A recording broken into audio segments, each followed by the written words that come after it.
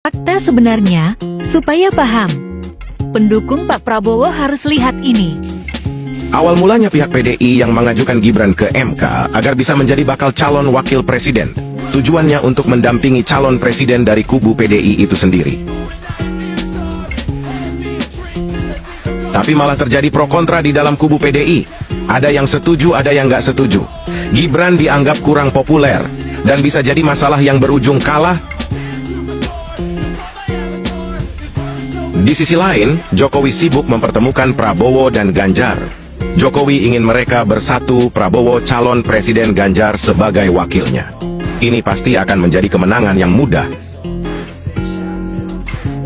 Tapi Ganjar menolak dan memilih mengikuti instruksi dari Nyonya Besar, Megawati. Kalau bisa, jadi calon presiden ngapain jadi calon wakil? Toh PDI adalah partai besar. Pasti mudah menang, mungkin itu yang terlintas dalam pikiran Ganjar. Ganjar terlalu GR dan PD.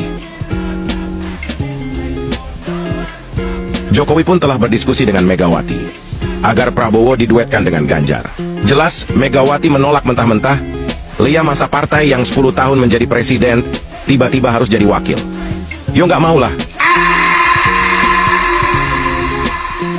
Kita beralih ke kubu Anies. Di sini Anies sudah deal jadi calon presiden dari Partai Nasdem CS. Anies melobi Gibran untuk menjadi wakilnya. Tapi karena beda misi visi, Gibran pun menolak. Gagalnya Anies melobi Gibran, AHW menjadi pilihan berikutnya. AHW dan Demokrat menerima pinangan Anies CS, tapi sayang di tengah jalan Demokrat justru dikhianati dan ditinggalkan. Surya Paloh lebih memilih Cak Imin dari PKB dengan alasan bisa mengambil suara dari NU.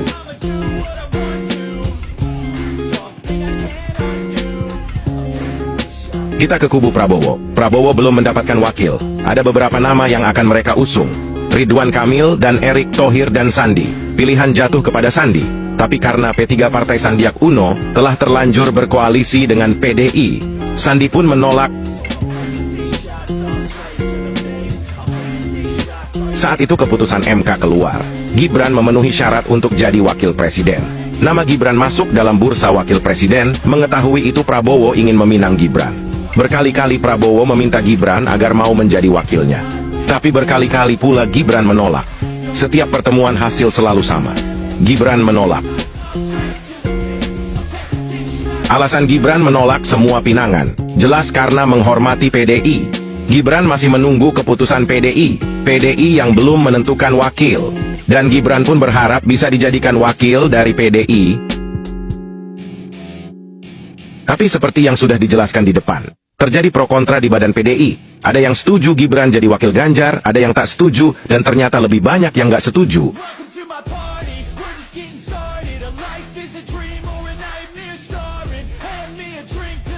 Sirna sudah harapan Gibran menjadi wakil Ganjar. PDI memilih Mahfud MD menjadi wakilnya. Mahfud MD dianggap lebih senior, lebih berpengalaman, dan lebih populer.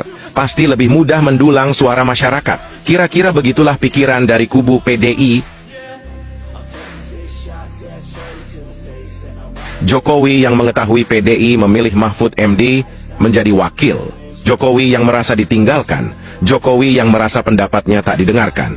Tentu sangat terkejut dan kecewa. Di sisi lain Jokowi juga tahu bahwa kubu Anies bukanlah lawan YG muda, apalagi ada Cak Imin bersama PKB-nya dan partai besar lainnya.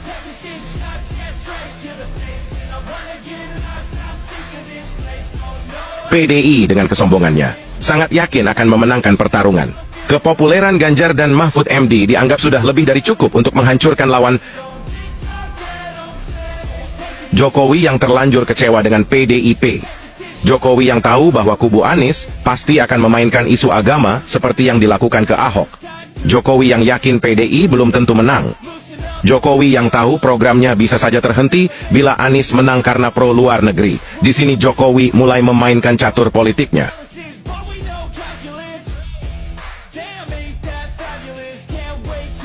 Jokowi tahu kekuatan Prabowo dalam Pilpres 2024 tidak begitu kuat.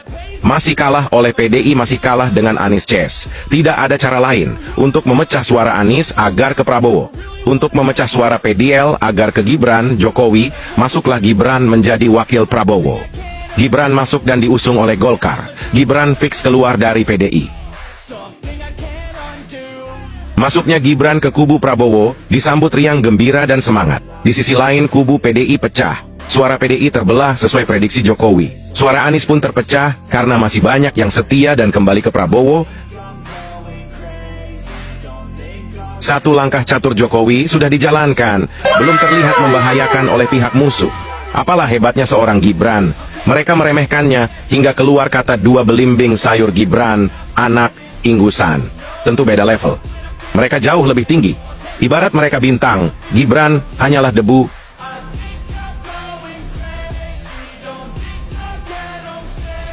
Seiring berjalannya waktu debat Capres-Cawapres berlangsung, eksibilitas dan survei Prabowo Gibran melambung tinggi, jauh meninggalkan lawan-lawannya. Disinilah musuh mulai panik. Mereka melakukan berbagai cara agar Gibran gugur menjadi wakil, menyalahkan MK dan membuat isu lainnya. Dan yang paling pedas adalah, Gibran adalah anak haram hasil dari keputusan MK.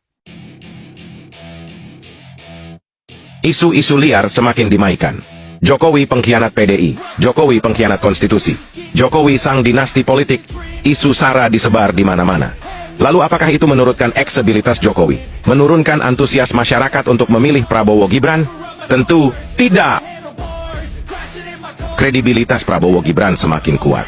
Masyarakat sudah muak jenuh dengan isu-isu seperti ini. Ganjar sudah berani menilai kerja Jokowi dengan skor 5. Mahfud MD ikut duan menyentil Gibran sebagai anak tak bermoral beretika. Mahfud yang sekarang bukanlah Mahfud yang dulu yang masih berkarisma. Tentang HAM Prabowo pun diangkat lagi, meski tak pernah terbukti Prabowo salah. Tapi mereka telah buta. Isu apapun akan diangkat selagi itu bisa menjatuhkan Prabowo Gibran. Ganjar dengan PD-nya mengatakan dia lebih baik dari Jokowi. Ganjar yang terlalu pede berani menyenggol Jokowi. Yang jelas dua. Jokowi jauh lebih besar daripada dirinya. Mungkin juga Jokowi jauh lebih besar daripada PDI yang mengusungnya. Andai kemarin Gibran menerima Anies, atau PDI menjadikan Gibran wakil, tentu keputusan MK tidak pernah disalahkan. Ibarat kata pepatah, nasi kemarin telah menjadi nasi goreng. Sudah terlambat. Kompetisi tetap harus berjalan. PDI yang lupa diri, merasa sudah sangat besar, merasa pasti menang dengan kesombongannya.